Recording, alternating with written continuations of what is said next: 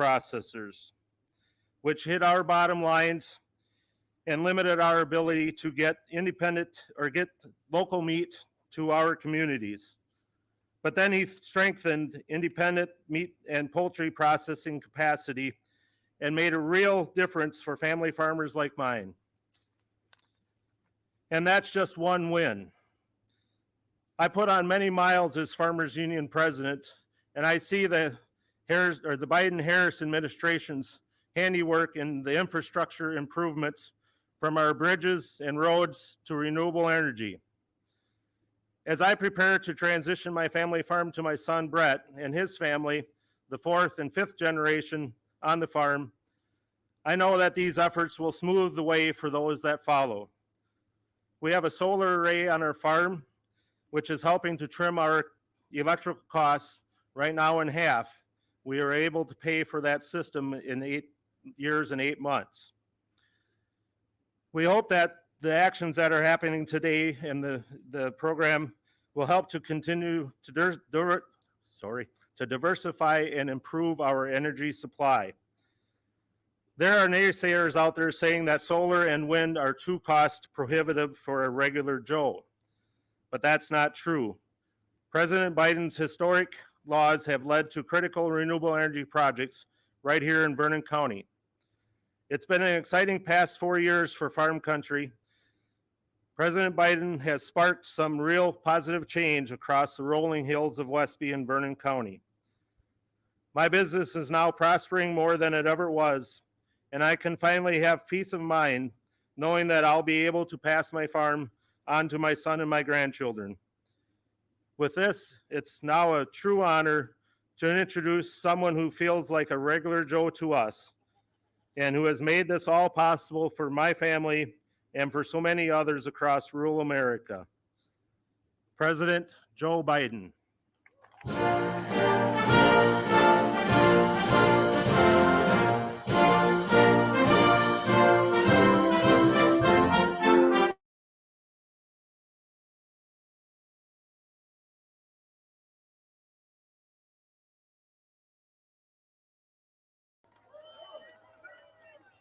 First time I was here was about 180 years ago with William Proxmire when I was a 31-year-old senator.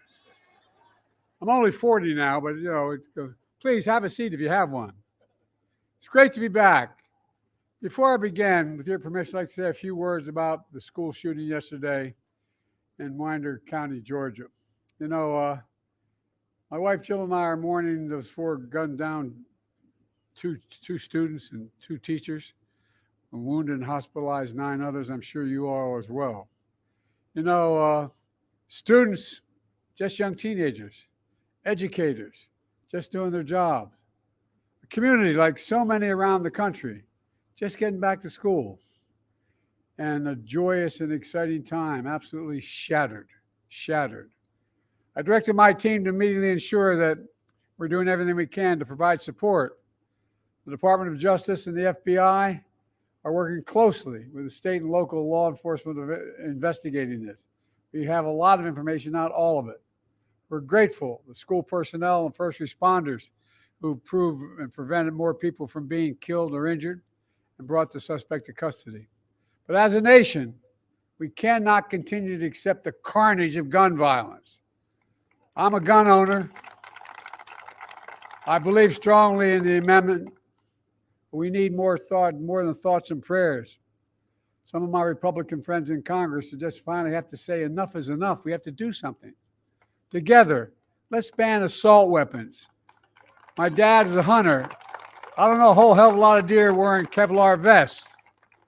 I'm serious about this. High capacity magazines, once again, what do we need them for in terms of domestic use? There are too many people who are able to access guns that shouldn't be able to. So let's require safe storage of firearms. I know I have mine locked up, but how could you have an assault rifle, a weapon in a house, not locked up and knowing your kid knows where it is? Got to hold parents accountable if they let their child have access to these guns. Let's enact universal background checks, and then immunity for gun manufacturers. And I realize I'm in a rural area like the rural parts of my state where guns, we all have them. And it's not popular to talk about it, but the truth is there's a difference between rational and irrational. Imagine, the only outfit in the world that we can't sue and by law, passed by law, are gun manufacturers. How about if that was the case with big tobacco? What do you think would happen? If we're not able to have sued tobacco, how many more people would be dead now, but for the ability to change the law?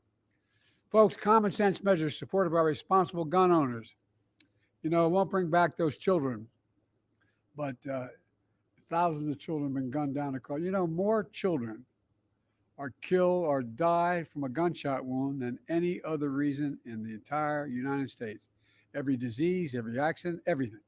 More die as a consequence of a bullet in the United States of America. But they'll help save lives if we do the things we're talking about and prevent communities from being ripped apart again. We can do if we do it together, and I really think we can. So I just wanted to say that before we began. And now to our event today. Thank you, Darren, for that introduction and for sharing your story as a family farmer. And thank you to one of America's best, I say one of the 3 best governors in the entire United States of America. Where is he? There he is. Tony, you're the best, pal. When I think of Tony Evers, I mean this sincerely, one word comes to mind: integrity. Integrity. And sitting next to him is a former governor, not far from here, from Iowa, named Tom Vilsack, and his wife, Christy. Christy, you're there. Yeah, there you are. She's smarter than he is, just like Jill's smarter than I am. But Tom's doing a hell of a job as Secretary of Agriculture. And thanks to all the local elected labor and community leaders that are here. And a special thanks to Brent Ridge, CEO of Dairyland Power Cooperative, for hosting us today.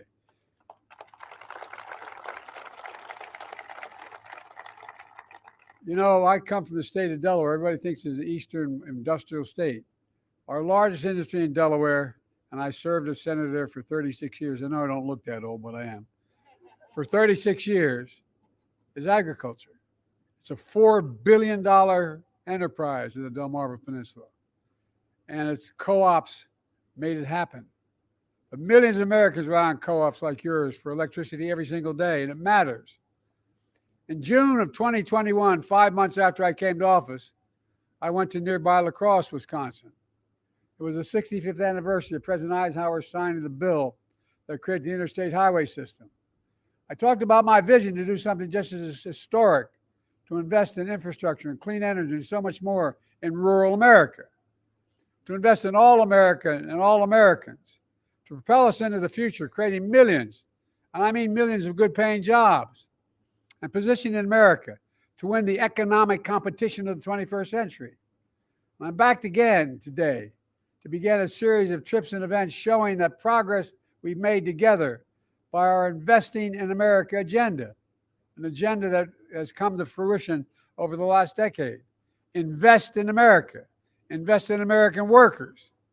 Here in Westby, I'm proud to announce that my investments, through my investments, the most significant climate change law ever, and by the way, it is a $369 billion bill. It's called we should have named it what it was, but at any rate, the Department of Agriculture is able, from that legislation, to announce $7.3 billion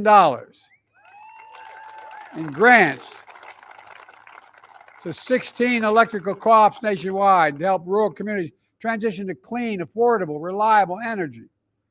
It's the most significant transformative investment in electrification and clean energy for rural America since FDR's New Deal nearly 90 years ago. And that's not hype, that's a fact.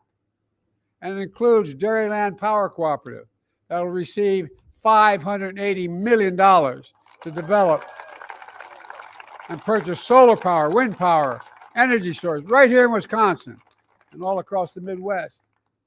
And here's why it's a game changer. Before the New Deal, private companies refused to provide affordable electricity to rural communities. As a result, 1 in 10 rural households, only 1 in 10, had electricity before FDR came to power. So farmers had to organize electric co-ops to distribute electricity to their families and their communities. With help from the New Deal, there are now more than 800 rural electric co-ops to provide electricity for 40 million Americans in 48 states. But key challenges, they've overcome them, but the co-ops are still nonprofits. They don't have the same resources that private utility companies have to modernize their energy infrastructure. And for decades, they couldn't access tax credits and make clean energy more affordable. That's why Camel and I ensured that for the first time in American history, that these nonprofit co-ops can benefit from clean energy tax credits, just like for-profit utilities have for decades.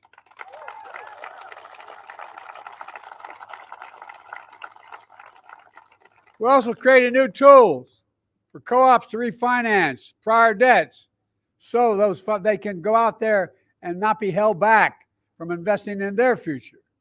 Today's historic announcement of $7.3 billion for rural electric co-ops builds on those steps. It means clean, affordable electricity for over 5 million rural households and businesses across 23 states. It means 20,000 jobs, good paying, high quality jobs, including union jobs, so rural America is empowered to lead our clean energy future.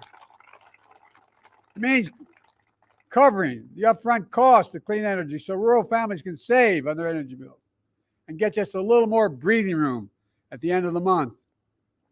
And it means rural entrepreneurs and manufacturers who are so fundamental to our economy are powered with reliable, affordable energy, and they can create more job opportunities in their communities. And guess what? It's also good for the environment as well. Because of our historic actions, we're going to reduce by 43 million tons greenhouse gas pollution every single year as a consequence of these investments. That is the equivalent of removing pollution from more than 10 million gas-powered vehicles. 10 million. It's going to save $265 billion in healthcare costs because of better, cleaner quality of air. People aren't breathing polluted air and getting sick. That comes from the NIH. It matters, folks. You know it. And folks, I've kept my commitment to be president for all America and all Americans, including rural America. Your communities are the backbone, and that's not hyper. You're the backbone of this country. You deserve the same resources as folks in our cities and our suburbs. And that's what today's announcement is all about. Generating rural power for rural America. But that's not all. Last year, I was next door with your good neighbor, Governor Walz of Minnesota. I think the guy's gone places. I talked about we're making the most fundamental and significant investment ever in rural America, creating new and better markets, new income streams that are generators of rural America that can grow and thrive. For example, we're taking on big corporations, doing everything from increasing competition in the meat markets to boosting domestic fertilizer production. In fact, here in Wisconsin, that means $12 million to lower fertilizer costs for farmers across the state, which also creates jobs and grows new businesses. Here in Wisconsin, we also invested $47 million to lower energy costs, install renewable and energy efficient technologies like solar panels behind me on farms and rural small businesses. Darren just shared how that's cut his family electricity bill in half. We're helping farmers and ranchers and entrepreneurs tackle the climate crisis. Climate smart agriculture, such as cover crops, nutrient management, storing carbon in the soil. These practices reduce the greenhouse gas emissions and improve our overall health of the soil and the water. They put us on a path to continuing to grow the food, the fuel, the fiber that will power our nation for decades to come. Through our bipartisan infrastructure law, It's a fancy way of saying that $366 billion for environment, most significant investment in America's infrastructure. And what the infrastructure bill, by the way, the bipartisan bill, that was $1.2 trillion. And guess what? We're still lowering the deficit. Anyway, most significant investment in America since Eisenhower's interstate highway system. We invested $4 billion so far in 350 projects to modernize Wisconsin transportation. Just in Wisconsin, that's been invested. Infrastructure, including 3 roundabouts on Route 14, US 14, and the new bridge on County Highway M. Folks, look, just like we're making the most significant investment in rural electrification as FDR, we're also making the most significant investment ever in affordable high-speed internet. Because affordable high-speed internet is just as essential today as electricity was a century ago.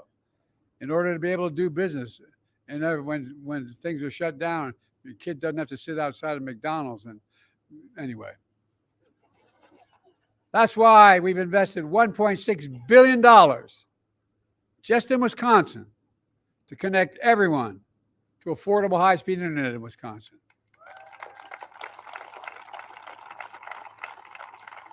And since I took office, 72,000 more Wisconsin homes and small businesses have access to high-speed internet for the first time ever. We're going to keep it going. We've also invested $200 million to replace lead pipes across the state so a kid can drink clean water without worrying about brain damage, and changing their schools as well. We've launched the Rural Partners Network, putting new federal staff on the ground to help communities access federal resources.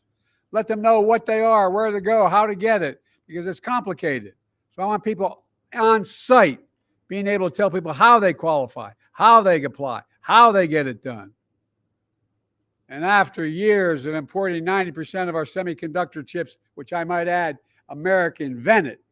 We invented the computer chip. It's needed for everything from automobile engines to weapons.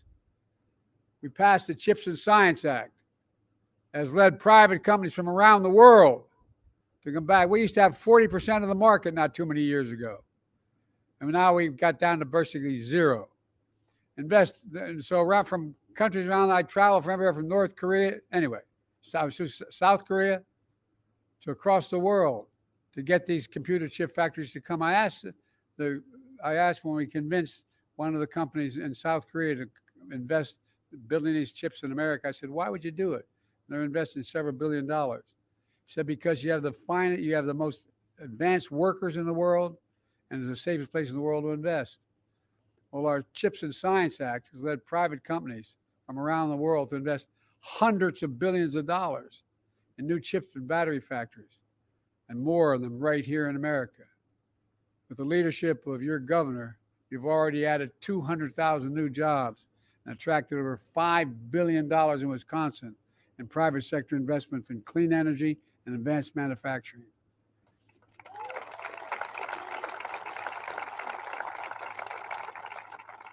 In fact, this spring, I was with your governor in Racine, where Microsoft announced a $3 billion investment, $3 billion investment to build a data center to help operate one of the most powerful artificial intelligence systems in the entire world.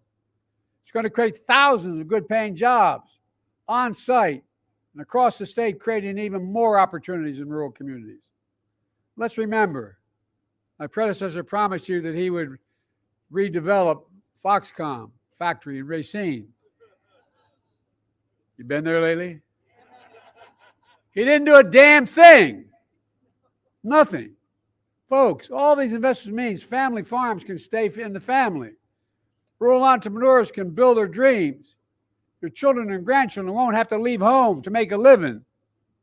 I don't know how many of you have been confronted growing up where everything's going well and the son or daughter comes to mom or dad and said, I can't stay.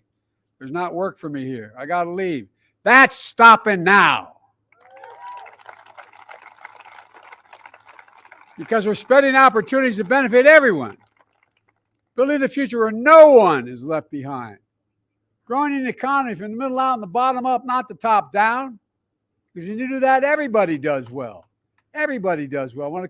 My dad used to have an expression, Joey, a job's about, my dad was a hardworking guy. Didn't go to college, well-read guy because of World War II. Anyway, he worked like hell. He always come home to dinner before he go back and close the shop. And my dad used to say, Joey, a job's about a lot more than a paycheck. It's about your dignity. It's about respect. It's about being treated with respect. And it's about knowing you can look your kid in the eye and say, honey, it's going to be okay. You're not going to have to leave home to get a job. That's in stark contrast to my predecessor. When he was in office, he enacted a $2 trillion tax cut. $2 trillion tax cut that overwhelmingly benefited the very wealthy, the biggest corporations, and drove up federal deficit every single year of his presidency. He left office with the largest annual deficit in American history, $3 trillion. And by the way, I made a commitment when I got elected, and my vice president made a similar commitment. No one making under $400,000 will see a single penny in their taxes raised, not a single penny.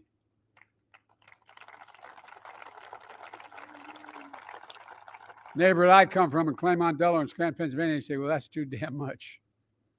But the point is to make sure that we know this isn't an attack on the wealthy.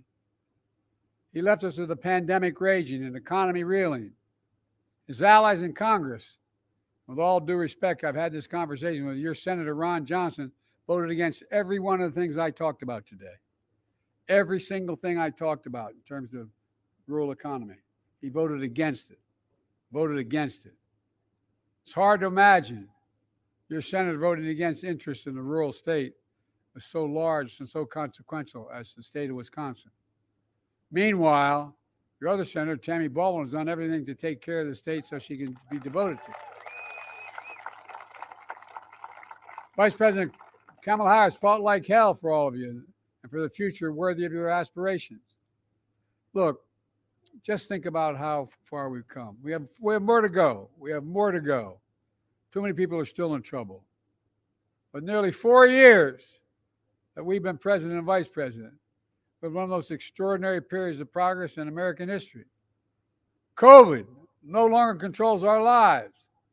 We've gone from an economic crisis to the strongest economy in the world. Let me say it again. We have the strongest economy in the world, and no one challenged it. We got more to do.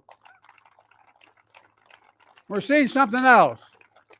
In thousands of cities and towns across the country and across Wisconsin, we're seeing the great American comeback story. The way I see it, and the other team talks about how bad off we are and how America's the way I see it, today's announcement is about far more than just giving rural America the power to turn on the lights. It's about giving the power to shape our own future. In fact, Wisconsin has a strong, strong history of neighbor helping neighbor and forming cooperatives, which are literally owned and powered by the people of Wisconsin. Because of you, we're planting seeds today that grow and blossom for generations to come. That's what we're seeing here in Wisconsin, a state with a proud tradition of rural communities leading our nation forward. And again, that's not an exaggeration. You've been a leader in the nation. Let me close with this. As I travel this state and the country, hope you feel what I feel. Pride. Pride in our hometowns. Pride in making a comeback. Pride in America. Pride in knowing we can get big things done when we work together. Folks, I've never been more optimistic about our nation's future. Just have to remember who the hell we are. We're the United States of America. That's who we are. Not a joke. We're the only nation in the world that's come through every crisis stronger than we went into that crisis. Because we're a hard-working, optimistic people, decent people. We know from experience that there's nothing beyond our capacity when we work together. And again, that's not an exaggeration. We work together. I remember the days when I first got started, when a lot of Republican senators, my close friends, we worked together, we compromised. We didn't talk about things as if it was a dire moment, that democracy was at stake. We actually worked together. We fought like hell, but we worked together. We got to return that for our children, because our democracy depends on it. I'm keeping you too long in the sun. So let me just say, God bless you all, and may God protect our troops. Thank you. We take care of our own. We take care of our own. Wherever this flag's flown.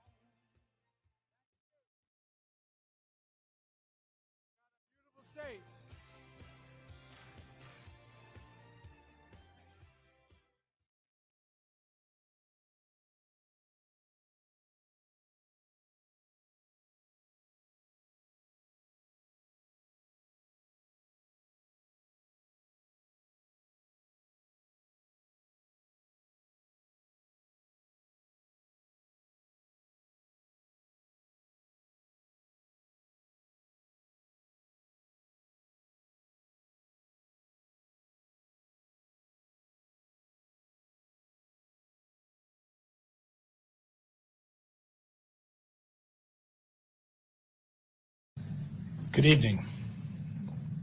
As I said at the very start of these meetings, President Biden has been clear that he is committed to managing this important relationship